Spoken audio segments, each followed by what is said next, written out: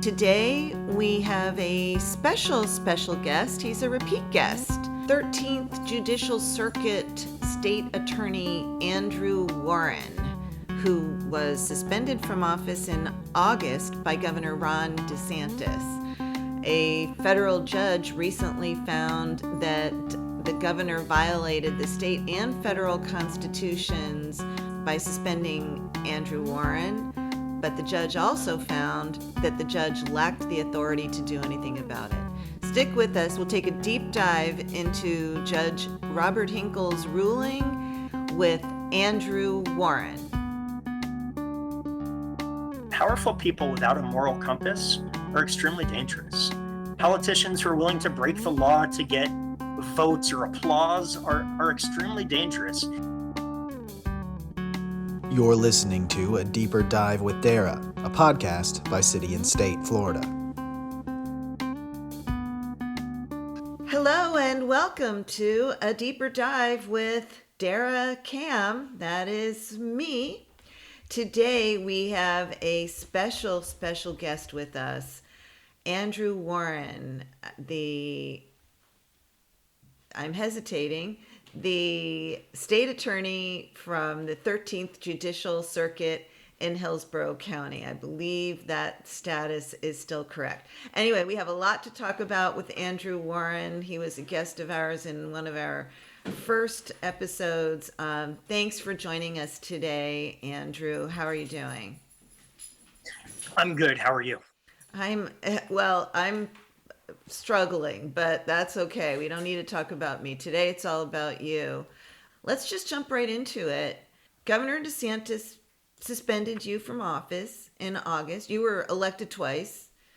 Democrat, elected in 2016. You ousted an incumbent. Kind of a big deal. That's right. Re-elected in 2020. Hillsborough County, that's the 13th Judicial Circuit. Governor Ron DeSantis suspended you from office in August, accusing you of incompetence and willful defiance of your duties. You sued to get your job back in federal court, and you were vindicated recently when U.S. District Judge Robert Hinkle found that DeSantis violated the federal and state constitutions by suspending you, but the judge said he lacked the jurisdiction to do anything about it. Well, I'd like you to talk about the complexities of that decision and what your next steps are going to be. At first, is that somewhat of a hollow victory for you, or do you feel vindicated? Well, we feel vindicated. I mean, the court's findings are crystal clear. I did my job extremely well and I did nothing wrong. That the governor's allegations against me are totally false. And that, as we've said from the beginning, the suspension broke the law. It violated, as you said, both the United States and Florida constitutions. Are you, what's next? I know you probably don't want to give too much away. You haven't. You had a little press conference. You gave a statement. I don't mean little to minimize it. It was very important. Do you plan on appealing Judge Hinkle's ruling, or do you think that the Senate, which would be the next step, would be the Senate will eventually has the authority? Let me back up. The governor has the power in the state constitution to suspend an elected official. It's the Florida Senate that has the authority to actually strip them from office. That's right. And that's why even when you introduced me, you were correct to say I am still the state attorney in Hillsborough County. I've not been removed from office. That's what the law is. That's what the judge made clear. I've just been suspended. And until the Senate votes to remove me or to reinstate me, I'll stay in this sort of limbo status until a court says otherwise or until the governor reinstates me himself. Come on, let's get real now. I feel like I can say that to you. You don't think the governor's going to reinstate you, do you? Well, it's hard to predict what the governor will and won't do. The governor, when he announced the suspension, he said that our government is a government of laws, not a government of men. And I totally agree with that sentiment. the judge has now pointed out that the governor's suspension of me was illegal. It broke the law. The governor is supposed to uphold not just state law, but federal law as well. So the question is, what kind of man is he? I mean, is he a man of his word who actually believes in the rule of law? Or was he totally full of it when he says that and he's just all talk and no action, afraid to do what's right? I mean, so again, I can't predict what the governor will do, but when your job is to uphold the law and a judge, an independent referee in the courts has said, hey, what you did broke the law and broke multiple laws, most people would go ahead and fix that. Right? We teach our kids when you do something wrong to own up to it and fix it. Federal judge has determined that the governor did something wrong. Let's see if he owns up to it and fixes it. Well, in the event that he doesn't, will we see more litigation? We could. I mean, we have a few avenues right now that we're exploring, but from the beginning, this was about more than just my position. And it goes back to the first question you asked, how am I feeling about this? On one hand, we're really relieved that we got the judgment that we expected, that this was illegal from the beginning, that it was a political hit job, that it was in violation of the law. We didn't get the relief that we deserve, at least not yet. But keep in mind that the goal of this was really to make sure that there's accountability, to make sure that we have free speech, to make sure that we have fair elections, to make sure that we have the rule of law. And for a judge to come out and say, yes, Andrew, you are right, the governor was wrong on this. We've accomplished those goals. Now we just have to get the ball across the goal line and actually get me reinstated. Judge Hinkle is I've been covering him for many, many years and reading his opinions for many, many years, I should say, not covering him. He was very critical of the way that the non-investigation into your alleged wrongdoing was conducted. He actually did, I believe, use the word false about the allegations against you. This is a one snippet from Judge Hinkle's ruling that I used in my story that got a lot of traction. This is Judge Hinkle. The record includes not a hint of misconduct by Mr. Warren. So far as this record reflects, he was diligently and competently performing the job he was elected to perform, very much in the way he told voters he would perform it. He also found that you didn't have the so-called non-prosecution policies that were part of the basis for your suspension. Again, quoting from Judge Hinkle's ruling, any minimally competent inquiry would have confirmed this. The assertion that Mr. Warren neglected his duty or was incompetent is incorrect. This factual issue is not close. Wow, I mean, that had to have felt good reading those words, even though you are still in this,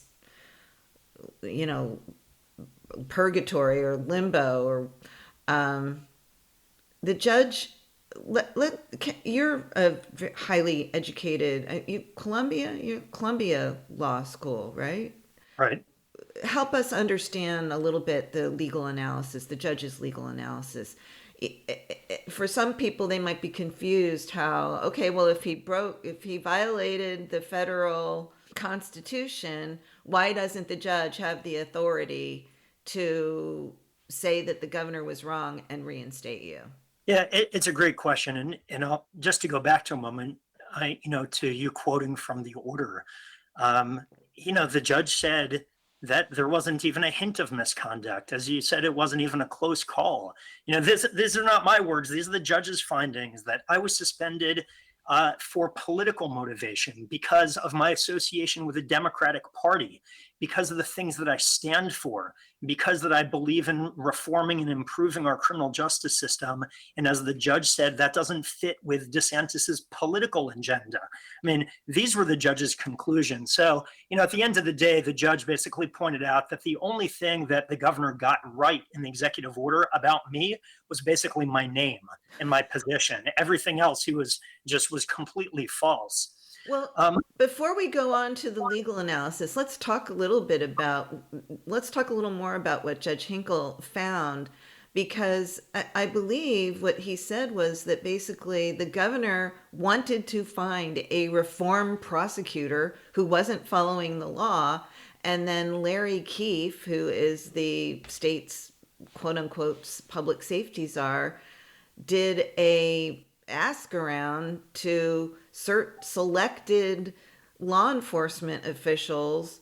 And I think he said, all roads led to you, but he didn't do a thorough investigation. In fact, he, by his own account, I was there when he testified, he said he didn't do an investigation. He did a look into.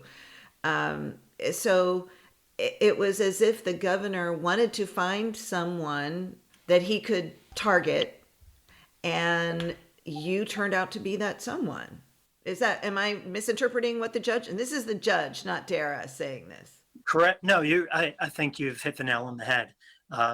That was the judge's findings, and it was based on a complete record in this case. The judge talked about that there was a lot of time for discovery. There were a lot of documents produced and depositions taken.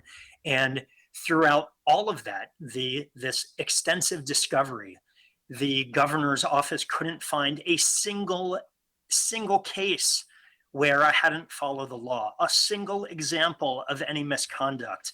And that's part of the reason why the judge concluded that this was just a political hit job from the beginning. They had in mind that they wanted to take out, as the judge put it, a reform prosecutor. And there was obviously political benefit in doing so. And that's what they did. I mean, they had a predetermined conclusion. We're going to suspend someone from office. And they thought, who should that be?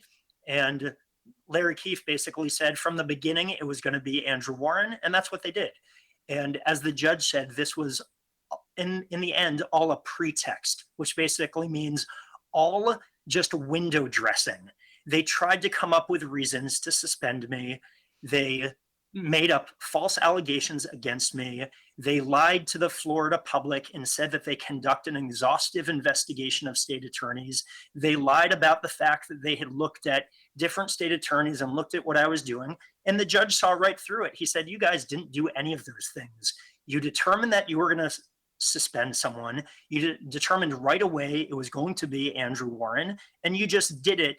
And everything else was basically, again, window dressing, or in the legal term, pretext for reaching the conclusion that they were always going to reach. And that's why the judge said it was illegal. You can't do that. That violates the rule of law. That's not how our government works. That's not how free elections work. That's not how the Constitution works. Right. And yet the judge found that although your First Amendment, the governor violated your First Amendment rights, many of the allegations, or some of the allegations against you, were founded in the statements that you signed on to with other prosecutors. I'm sorry, the name of the organization escapes me now, but help me out here. Sure. Fair and Just Prosecution. Fair and Just Prosecution. That was the organization that basically put out a letter that had some general points, some specific points, and I, along with prosecutors and law enforcement officials from across the country, had signed on to these statements, basically speaking out on issues of public importance, on abortion, on LGBTQ rights, on the death penalty, on various issues that involve the criminal justice system that not only do we have a right to speak out on, but we should want our elected officials to speak out on. I mean, isn't that what transparency is all about? Do you want elected officials to hide their views on things, especially as a prosecutor? I mean, this is, as the judge said, not only was it illegal to be suspended for doing these things, but this is what a prosecutor should be doing.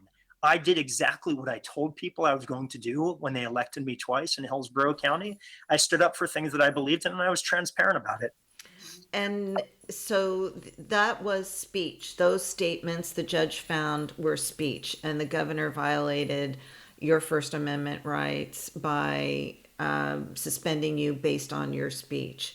But he said the governor also based the suspension on factors involving your conduct, not speech. And as a result, he said that he couldn't overturn the suspension. Here's where Columbia Law School could help us out. Well, so the jurisdictional issue of federal courts versus state courts is really nuanced. And I'm sure there are lots of people struggling to understand how a judge can rule that the suspension was illegal, that it was politically motivated, that I did nothing wrong, but not grant relief. And, there was a constitutional law professor who said it's ironic because the governor broke both federal and state law, the court was hamstrung in its remedy. So, I mean, again, at the end of the day, this is about making sure that people understand that the suspension was illegal, that free speech is important, that the integrity of our elections is important, and that the governor can't just muzzle free speech and overturn an election because he wants to. And that's exactly what this judge said. It was a very, very stern reprimand to the governor for violating multiple laws. It was a stern reprimand in Judge Hinkle's way. We have other federal judges who tend to get much more bellicose, and Judge Hinkle is not bellicose, but it was very very harsh reprimand.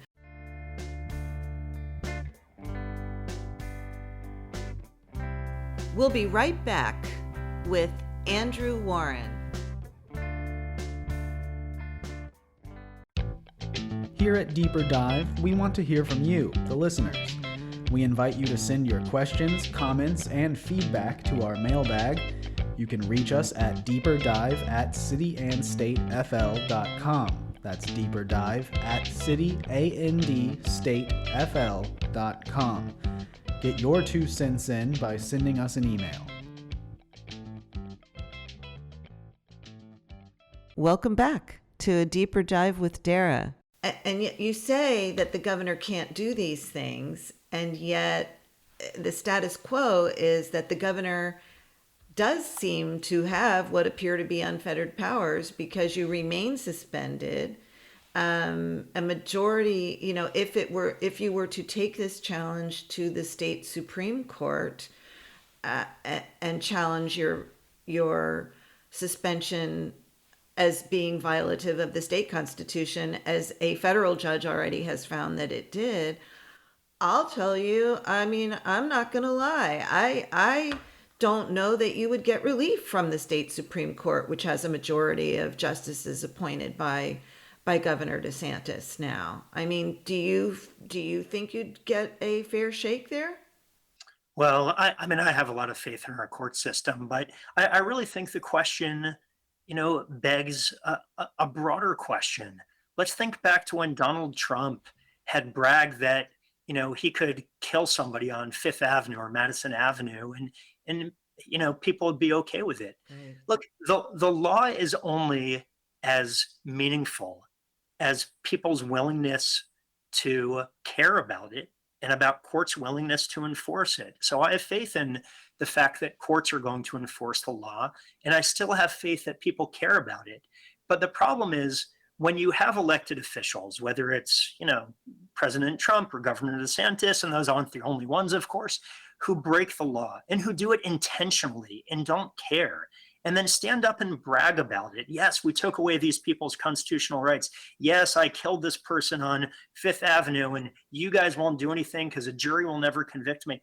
That tears away at the very fabric of our country, at the most fundamental core values that we are supposed to believe in: the rule of law, democracy, that no man, no person is above the law. So when you say, does it have an impact because, the governor, I'm still out of office and the governor is still the governor?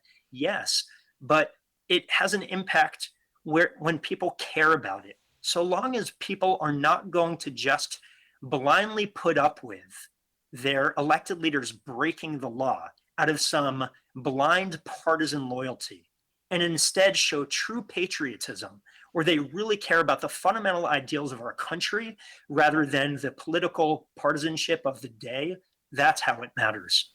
So are you a half glass full or a half glass empty guy? Because I'm a half glass empty gal. when it comes to my faith in people to do the right thing and in the public to understand what's right and what's wrong, I'm certainly a glass half full guy. Because I'm thinking, when you were just speaking right then, I'm thinking about January 6th. I'm thinking about the kind of nation that we live in today, and I hear people say, this is not who we are. No, who we are is a nation of people who I believe a majority of people in one party believe that an election was not fairly conducted and that a sitting president is not a fairly elected sitting president. And oh, by the way, his followers tried to overturn the government, tried to stop the confirmation of a duly elected president. So I guess, I don't want to be Debbie Downer sitting here in my wheelchair, but I mean, it sounds kind of lofty, and I like what you're saying. I mean, I appreciate what you're saying. Both of my parents are buried in Arlington National Cemetery and died. My father died giving, in service to this country. So I am a patriot, and I believe in the democratic values and the system that we have created. But I'm not sure that we have a society that is anything better than blindly obedient to its tribal leaders. I certainly think at times we're like that, but thank you for your father's service, and he served to protect and defend the values of our country. And I think even though there are moments in our history, and some moments are louder than others, when it's hard to be optimistic about the perseverance of those values in terms of the hearts and minds of the American public. But we do persevere. I mean, at the end of the day, to paraphrase Lincoln, the better angels of our nature do prevail. And so you look at January 6th, yes, terrible thing that happens, people trying to overthrow the government, people attacking law enforcement. And then you have politicians and a segment of the population who is willing to condone it or say it didn't happen or live in this alternate factual universe. Those people are always going to be there. People who are blind to reality because, they're just so focused on their partisan allegiance. But people who attack the Capitol have been convicted by juries of their peers. The Justice Department has gone after those people. Most people, the vast majority of Americans, have stood up against what happened on January 6th. So yes, there are always going to be those pockets of people who are, give us pause because they make us worry about the pessimistic side of things. But I think overall we should be optimistic about what happens. And I'm saying that as someone who just had a judge say, you were illegally suspended, but didn't put me back in office. But, I say that because the support has been overwhelming. The number of people who have come out, especially people who said, look, I like the governor, but this was wrong. He should not have done this. You should be back in office. To me, that's what gives me such hope and faith in our people. You say you've had a widespread support. I saw Jennifer Rubin wrote an op-ed today today as we are recording in the Washington Post, condemning your suspension and reiterating what Judge Hinkle said. And also you said in your statement following Judge Hinkle's ruling that this should send shivers down the spine of anyone who cares about a democratic system. Do you want to elaborate on that, the chilling effect that this might have? And also, oh, by the way, then I was going to ask you if you wanted to give a plug for your legal defense fund too. Oh, thank you. Well, I can start with that. I mean, Yeah. we continue to fight this battle. The governor is fighting this with taxpayer dollars. And a report from the Tampa Bay Times had said that, the governor spent something like $13 million defending various lawsuits, the legal bills on mine alone on the governor's side. and this is taxpayer dollars paying for it, are well over $1 million. I've had to pay for this myself. So we've been raising money at andrewwarrenfl.com. If you want to support our fight in the fight for democracy, andrewwarrenfl.com. You were asking me before about, my comment to Jennifer Rubin. It's really about the fact that it doesn't matter if you're left-wing, right-wing, Democrat, conservative, old, young. If you care about free speech, if you care about fair elections, if you care about the rule of law, then this should send shivers down your spine, because we have to put down that partisanship for just a moment and look at what happened. The sitting governor of the third most popular state in the country broke federal and state law in overthrowing an election, in suspending me from office. I mean, let me repeat that. The governor broke federal and state law. We need to let that sink in for a moment. And as a people and as a state, stand up to the fact that we can agree with him on policy. We can agree with what he stands for. We can like the governor in lots of different ways, but you can't call yourself a patriot.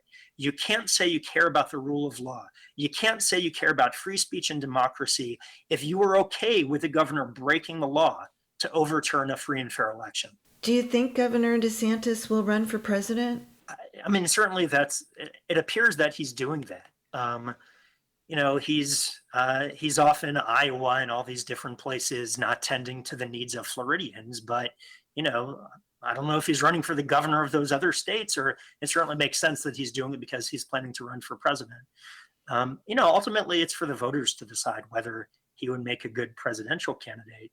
But I would note, powerful people without a moral compass are extremely dangerous.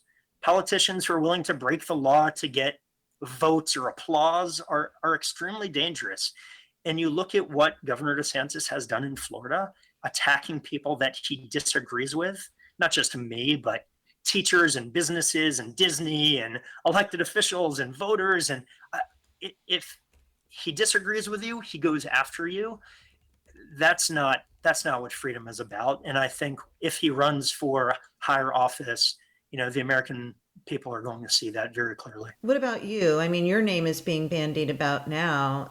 You're becoming somewhat of a rock star in statewide and national Democratic circles. Do you have your eyes on a prize beyond Hillsborough County? My goal from the beginning of this was always to be reinstated as state attorney. In terms of personal, I talked about how there were issues bigger than just me at play here.